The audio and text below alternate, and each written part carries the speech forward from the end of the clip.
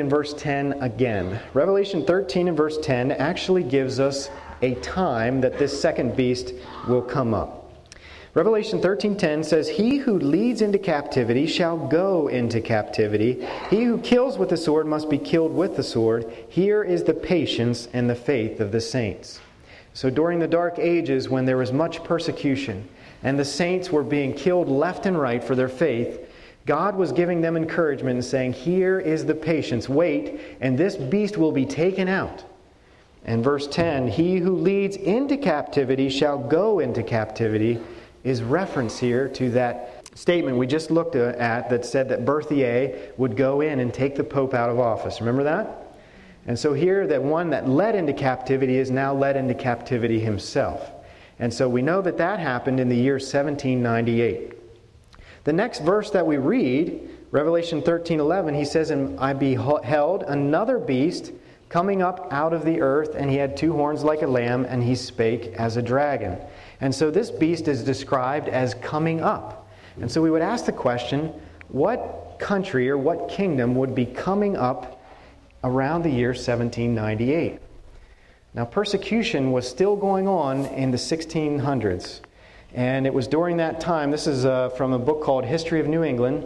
The author says, "Hunted, persecuted, and imprisoned, they could discern in the future no promise of better days." Talking about Christians who were trying to worship by the dictates of their own heart. So they could discern in the future no promise of better days, and many yielded to the conviction that for such as would serve God according to the dictates of their conscience, England was ceasing forever to be a habitable place. And so word began to travel that new land was discovered. And they began to think, wouldn't it be better if we could find that land and worship with freedom, to find a religion without a pope and a kingdom without a king? And so 1620, we had the Puritans coming over and the Pilgrims, and they were excited to find a land where they could worship according to the dictates of their own heart. And it wasn't long until this land began to have more and more and more people coming to find that freedom. And that freedom was bought with a price as the war against England was fought. The Declaration was signed in 1776, the Declaration of Independence. And it wasn't long after that the Constitution was formed in 1789. And so it could be very well said that this country, the United States, was coming up, if you will, during the time of 1798. Not yet in full power, but rising to that fulfillment. Number two, it arose in the right place. We noticed that the first beast was described as coming up out of the water. Revelation 17 and verse 15 tells us that the waters which you saw, where the harlot sits, and the harlot is sitting on the beast, by the way, are peoples, multitudes, nations, and tongues. And so that first beast, described as coming up out of the water, is coming up out of a very populated area. And so as we look at the second beast now, it says that it is coming up out of the earth. What do you think the earth represents here? United States, but would it be a populated area or would it be an unpopulated area?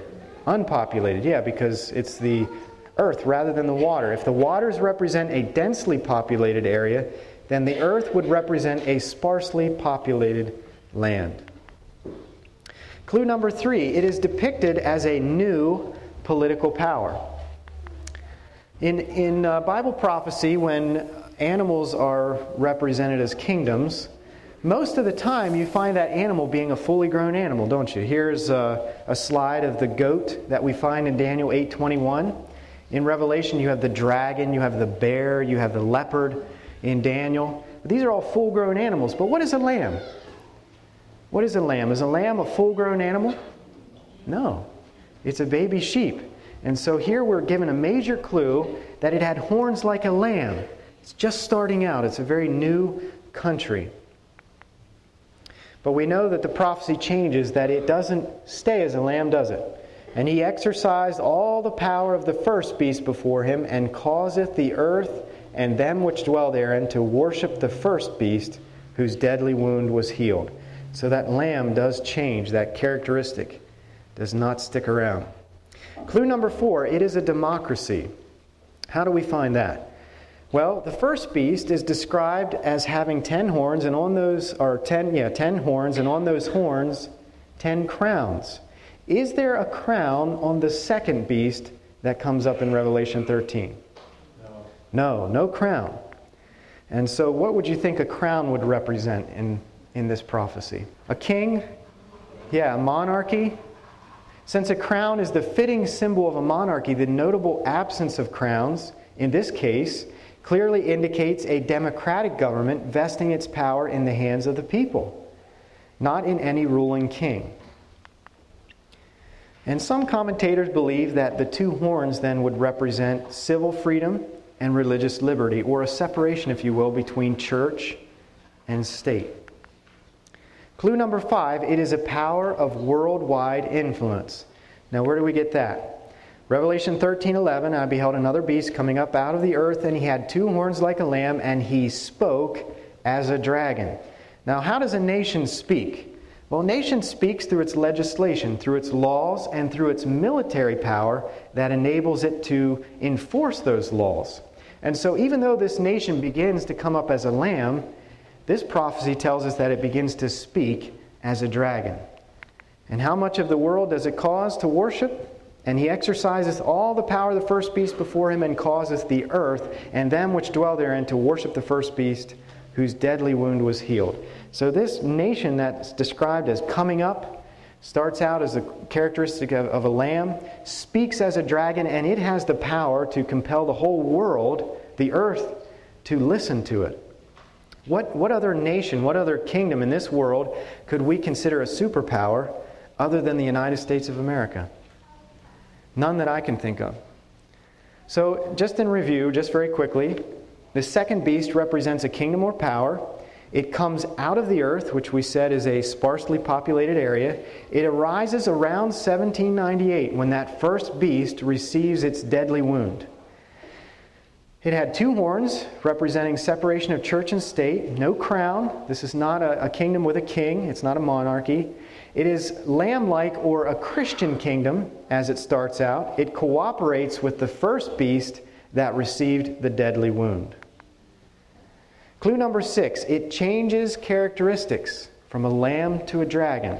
We've already talked about that a little bit, but the Declaration of Independence tells us that we hold these truths to be self-evident, that all men are created equal, that they are endowed by their Creator with certain inalienable rights, that among these are life, liberty, and the pursuit of happiness. Now, is that a good statement or not? That's a wonderful statement. That promises us liberty, right? Congress shall make no law respecting the establishment of religion or prohibiting the free exercise thereof. Another statement is so important to the freedoms that we hold as Americans. But this prophecy tells us that those things are going to change. Is this a godlike characteristic? Just as the prophecy said, it would start out like a lamb, representing Christ-like characteristics. Yeah, God respects human freedom. The very fact that Satan was created is evidence of that. If you consider that God knows the end from the beginning, God already knew before He created Satan what the outcome would be, and that because of Satan's freedom of choice, that he would rebel against God. He knew that ahead of time, didn't He? So the very fact that He still created him is evidence of the character of the God that we serve. He could have not created Satan, and who would have known? Do any of the angels know the end from the beginning? No. And so God could have chosen not to create Satan, and the world would have not even known that He hadn't created him. But the very fact that He did tells us that God's nature is such that He gives all free choice, and that He did not even practice selective creation, knowing that Satan would rebel. He still created him. To me, that is such a evidence of what kind of character the God we serve has. Of course, that freedom of choice was given to Adam and Eve as well, and it passes down to us, and it's littered all through the Scriptures where God tells us to make a choice. He wants our response to Him to be a loving response, an obedience that is inspired by the fact that He first loved us. Joshua 24:13, he says, "Choose for yourselves this day whom you will serve." You don't find God forcing a choice or demanding a choice.